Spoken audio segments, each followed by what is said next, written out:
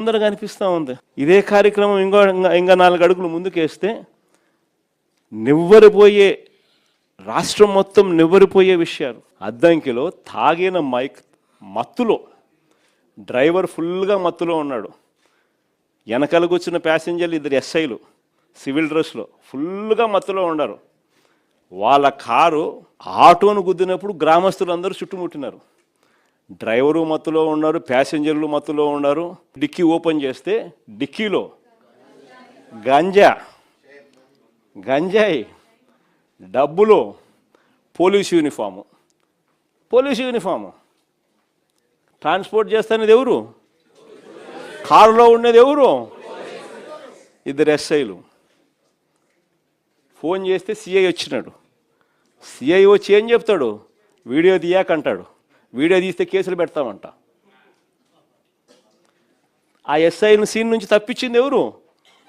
తెలుగుదేశం పార్టీకి సంబంధించిన నాయకులు, వాళ్ళ కారు. ఇంతవరకు కేసులే, ఇంతవరకు గతిలే, అతిలే. కేసే లేదు, గతి లేదు, అతి లేదు. అసలు ఇది జరిగింది అన్నది కూడా ప్రజలు మర్చిపోవాలా అని చెప్పి ఆలోచనతో దాన్ని పక్కదోవ పట్టించే కార్యక్రమాలు కళ్ళ ముందర కనిపిస్తూ ఉంది. రాష్ట్రంలో జరుగుతూ ఉన్న ఘటన. నిన్ననేమోను తాడిపత్రిలో గోవా నుంచి లిక్కర్, 1 బాటలు కాదు, 2 బాటలు కాదు, లారీలు. దాని ముందు ఏం చూసినాం? తంబెల్లపల్లిలో తెలుగుదేశం పార్టీకి పోటీ చేసిన వ్యక్తి, దాని ముందు ములకల చెరువులో ఏకంగా లిక్కర్ మ్యానుఫ్యాక్చరింగ్, కుటీర పరిశ్రమ పెట్టి లిక్కర్ మ్యానుఫ్యాక్చరింగ్. వీళ్ళే లిక్కర్ షాపులు, వీళ్ళే బెల్ట్ షాపులు, వీళ్ళే లిక్కర్ షాపులు. డిస్ట్రిబ్యూషన్ మొత్తం వీళ్ళే. ప్రతి 5 బాటళ్లలో 1 బాటలు కల్తీ బాటలు. 4 రౌండ్లు అయిపోయినాక ఏం తాగుతున్నాడో ఎవడికి తెలియదు.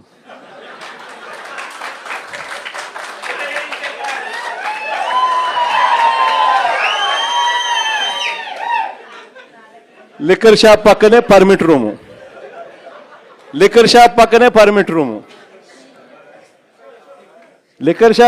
పర్మిట్ రూములు. పర్మిట్ రూముల్లో లూజ్గా మందు అమ్మడం, మందుతో పాటు బజ్జీలు పెట్టడం. 4వ రౌండ్ తర్వాత వాడు ఏం పోస్తున్నాడో వీళ్ళకు తెలియదు, పోసేవానికి తెలియదు. ప్రతి 5 బాటల్లో 1 బాటలు కల్తీ బాటలు, ఎంఆర్పి కన్నా ఎక్కువ రేటు. ఈరోజు రాష్ట్రంలో ఏం కనపడతా ఉందనంటే, ఈరోజు మట్టి mafia, liquor mafia, sand mafia, అధిక ధరలకు పీపీఏలు, ప్రభుత్వ ఆస్తులను పప్పులకు బెల్లాలకు అమ్మడం, పోర్టులు అమ్మడం, మెడికల్ కాలేజీలు అమ్మడం, విలువైన ప్రభుత్వ భూములను ఇష్టం వచ్చినట్టుగా వీళ్ళకి కావలసిన వ్యక్తులకు శనిక్కాయలకు, బెల్లాలకు, ₹1 ఇచ్చేసాడు. అమరావతిలో చూస్తే స్క్వేర్ ఫీట్ కట్టడానికి, స్క్వేర్ ఫీట్ అడుక్కు ₹20,000 పైన, స్క్వేర్ ఫీటు ₹20,000 పైన. అదే హైదరాబాద్లోనూ, బెంగళూరులోనూ, చెన్నైలోనూ 5 స్టార్ సదుపాయాలతో ఉన్న రెసిడెన్షియల్ కాంప్లెక్స్ అపార్ట్మెంట్ కట్టాలన్నా ₹4,500, మహా అయితే 5,000 కట్టడానికి అయ్యే ఖర్చు. ఈడ అమరావతిలో ఇసుక ఫ్రీ, రాయితీలు, ₹20,000 కాస్ట్ ఆఫ్ కన్స్ట్రక్షన్. అంటే లూటీ అన్నది ఏ స్థాయిలో జరుగుతుందని చెప్పడానికి ఇవన్నీ కూడా ఎగ్జాంపుల్స్. ఇవి కాకేమంటున్నాడు ఇప్పుడు కొత్తగా? పీపీపీ పేరుతో దోచేయడం అంట. ఏందంట? హాస్పిటల్ అంట పీపీపీ అంట, త్రాగునీరంట పీపీపీ అంట, ఆర్టీసీ అంట పీపీపీ అంట, చెత్త ఎత్తడం కూడా ఇక మీదట ప్రైవేట్ వాళ్ళకే అంట. అంటే ఇంక అన్ని ప్రైవేట్ వాళ్ళకంట. అంటే లంచాలు తీసుకోవడము, అన్నీ అమ్మేసేయడము. చంద్రబాబు నాయుడు గారి పాలనలో సంపద సృష్టి అంటే దాని అర్థం గవర్నమెంట్ ఆస్తులన్నీ శనికాయలకు, బెల్లాలకు అమ్మడము. రైతుల గురించి కనీసం పట్టించుకునే నాతులు లేడు. ఈరోజు రాష్ట్రంలో కరువు వచ్చింది. 53% వర్షం లోటు కనిపిస్తూ ఉంది.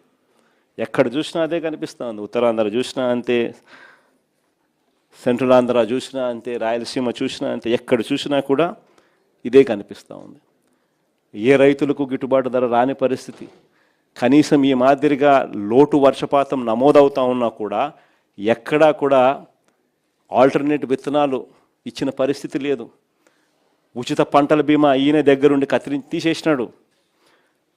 ఇన్పుట్ సబ్సిడీ సమయానికే ఇచ్చే ఇన్పుట్ సబ్సిడీ మన ప్రభుత్వ హయాంలోనే సీజన్ ముగిసేలోగానే ఇచ్చే ఇన్పుట్ సబ్సిడీ తీసేసినాడు. ఆర్బీకేలు నిర్వీర్యం, ఈ క్రాప్ నిర్వీర్యం, రైతులకు 0 వడ్డీ పథకం 0. చివరికి ఏ స్థాయిలో వీళ్ళకు ప్లానింగ్ అనేది లేకుండా చేస్తూ ఉన్నారనంటే, శ్రీశైలంలో ఎఫ్ఆర్ఎల్ ఫుల్ రిజర్వాయర్ లెవెల్ 878 అడుగులు పైన ఉంటేనే నువ్వు పోతిరెడ్డిపాడు ద్వారా రాయలసీమకు నీళ్ళు ఇవ్వగలుగుతావు, ఫుల్ డిశ్చార్జ్ డ్రా చేయగలుగుతాం 44,000 క్యూసెక్స్. 878 అడుగులు శ్రీశైలంలో ఉంది, కానీ రాయలసీమకు నీళ్ళు ఇవ్వడంలా. పక్కన తెలంగాణ పవర్ హౌస్లో నుంచి power generation, Andhra power generation. Telangana వాళ్ళు 800 అడుగుల్లో నుంచి పంపు కూడా చేస్తున్నారు నీళ్ళు, భీమా, నెట్టంపాడు, కోయిల్ సాగర్. రాయలసీమకు మాత్రం నీళ్ళు ఇవ్వడంలా. 878 అడుగుల నుంచి వీళ్ళు లెఫ్ట్ రైట్ సెంటర్ కిందికి నీళ్ళు కొడతా ఉంటే, ఆ నీళ్లు 878 అడుగుల నుంచి కిందికి వచ్చేస్తే ఆ తర్వాత నువ్వు ఎలాగో రాయలసీమకు నీళ్ళు లేవు, ఇవ్వాలనుకున్నా లేవు. ఎందుకంటే ఆ లెవెల్ ఉంటేనే నీళ్ళు ఇవ్వగలుగుతాం. రాయలసీమ లిఫ్ట్కేమో ఈయన వ్యతిరేకము. అసలు ప్లానింగ్ అనేది లేదు. రైతులు అనేది ఏమవుతున్నారు అనేది చీకు చింత లేదు. కేసీ కెనాల్, తెలుగు గంగ మొత్తం వేసుకున్న పంటలంతా కూడా నష్టపోతున్నారు. నీళ్ళు లేని పరిస్థితులు కనపడతా ఉన్నా కూడా పట్టించుకునే నాతులు లేడు. ఫస్ట్ అంతా ఏమన్నాడు, ఈయనంతకి ఈయనే పంటలు ఏమని చెప్పినాడు. ఇదే కృష్ణా జిల్లాలో కూడా అన్ని చోట్ల రైతులందరూ 40% పెట్టుబడి పెట్టి నారుమడులు వేసి ఫర్టిలైజర్స్ అల్లి 40% పెట్టుబడి పెట్టిన తర్వాత ఇప్పుడేమంటాడు, ఈ ఉచిత పంటల బీమా లేదు, మరోవైపు ఏమో నేను నీళ్ళు లేని అంటాడు. రైతులకి ఏమైనా చేస్తున్నావా అంటే ఏమి చేయడు. రాష్ట్రంలో ఇది పరిస్థితి. ఎక్కడా కూడా పిల్లలు సంతోషంగా లేరు. ఫీజు రీయింబర్స్మెంటు, వసతి దీవెన అయితే ఇవ్వక, మామూలుగా వసతి దీవెన ప్రతి ఏప్రిల్లో ఇస్తారు. ఏప్రిల్ 2024, ఏప్రిల్ 2025, ఏప్రిల్ 2026 1,100 కోట్లు ప్రతి సంవత్సరం ఇస్తాం. 3,000 మన హయాంలో క్రమం తప్పకుండా ఇచ్చేవాళ్ళం. ఇప్పుడు 3 సంవత్సరాలు అయిపోయింది. ఏప్రిల్ 2024, ఏప్రిల్ 2025, ఏప్రిల్ 2026 3,300 కోట్లు రూపాయల పిల్లలకు వసతి దీవెన కింద. విద్యా దీవెన కింద 2000 జనవరి, ఫిబ్రవరి, మార్చికి సంబంధించిన క్వార్టర్, మార్చిలో ఎన్నికల కోడ్ వచ్చింది. జనవరి, ఫిబ్రవరి, మార్చికి సంబంధించింది ఏప్రిల్లో వెరిఫికేషన్ చేసి మేలో ఇవ్వాలి. అక్కడ ఆగిపోయింది అంతే. అక్కడ నుంచి ఈ సంవత్సరం కూడా లెక్కేసుకుంటే, ఈ సంవత్సరం మార్చి దాకా కూడా లెక్కేసుకుంటే 13 క్వార్టర్స్, అంటే 13 త్రైమాసికాలు. ఈ సంవత్సరం ఎండ్ దాకా తీసుకుంటే 13 క్వార్టర్స్, ఒక్కొక్క క్వార్టర్కు 700 కోట్లు ఖర్చు అవుతుంది ఫీజు రీయింబర్స్మెంట్ కింద ఇవ్వాలంటే. 700 కోట్లు ఇంటూ 13 అంటే 9,100. వసతి దీవెన కింద 3,300 కోట్లు, 12,400 కోట్లు. ఈయన ఇచ్చింది ఎంత అంటే ఒకసారి 1,700, ఒకసారి 1,100, 9,000 చిల్లర కోట్లు పెండింగ్. పిల్లోళ్ళు సంతోషంగా లేరు.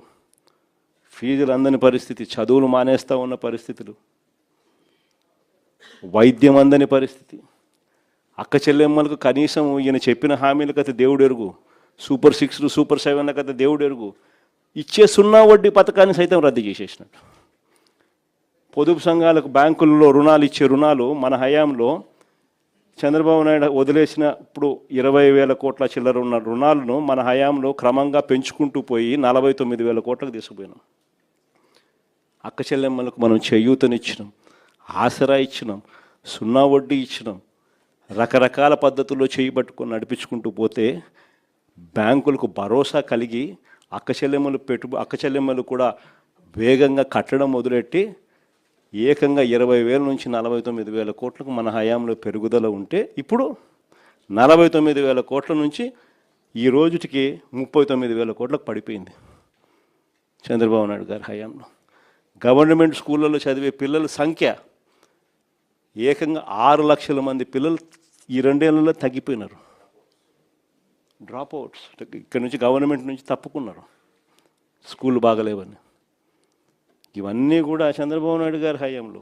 రైతులు హ్యాపీగా లేరు, మహిళలు హ్యాపీగా లేరు, చదువుకున్న పిల్లలు హ్యాపీగా లేరు, ఉద్యోగస్తులు హ్యాపీగా లేరు, రైతులు హ్యాపీగా లేరు, ఎవ్వరూ సంతోషంగా లేరు చంద్రబాబు నాయుడు గారి హయాంలో. ఇలాంటి పరిస్థితుల్లో లోకల్ బాడీ ఎలక్షన్స్ జరగబోతూ ఉన్నాయి. ఇక్కడ జాగ్రత్తగా చూసుకోండి. చంద్రబాబు నాయుడు గారు ఒక విలన్. లోకల్ బాడీ ఎలక్షన్ సరిగ్గా జరగనీడు, పోలీసులను పెడతాడు, దౌర్జన్యం చేస్తాడు, బెదిరిస్తాడు, ప్రలోభాలు పెడతాడు, ఎన్నికలలో దుర్మార్గంగా గెలిచే ప్రయత్నం చేస్తాడు. ఎస్, చేస్తాడు. కానీ అందరూ గుర్తుపెట్టుకోండి, ప్రజలు మనకు సపోర్ట్గా ఉన్నారనేది మాత్రం ఖచ్చితంగా గుర్తుపెట్టుకోండి. ఎన్నికలు ఖచ్చితంగా జరిగించండి. అన్ని రకాలుగా మీకు పార్టీ సపోర్ట్గా ఉంటుంది. వేనన్న సపోర్ట్గా ఉంటాడు, జగనన్న సపోర్ట్గా ఉంటాడు, వైఎస్ఆర్ కాంగ్రెస్ పార్టీ సపోర్ట్గా ఉంటుంది.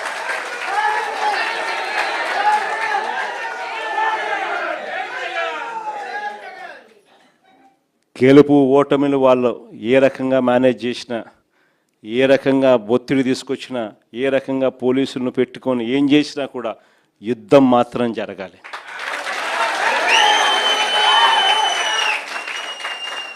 ఒకవేళ వీళ్ళను పోలీసులను దుర్వినియోగం చేసి ఆ చిన్న చిన్న స్థానాల్లో సైతం గెలిచడం కోసం గాన వాళ్ళు దుర్మార్గాలు చేస్తే మాత్రం ఈ కసి రేపొద్దున జరగబోయే ఎన్నికల్లో చంద్రబాబు నాయుడు గారి పునాదులు కూడా కదిలే విధంగా కసి పెరుగుతుందని మాత్రం గుర్తుపెట్టుకుంది.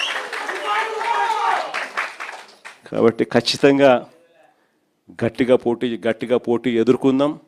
ఎన్ని ఇబ్బందులు పెట్టినా కూడా కళ్ళు మూసుకొని కళ్ళు తెరిచేసరికి ఇంకొక సంవత్సరంలో జగనన్న పాదయాత్ర స్టార్ట్ అవుతుంది, ఇంకొక సంవత్సరంలో ఎన్నికలు జరుగుతాయి అనేది మనల్ని నడిపించే విధంగా మనం ఎదురును ట్యూన్ చేసుకుందాం.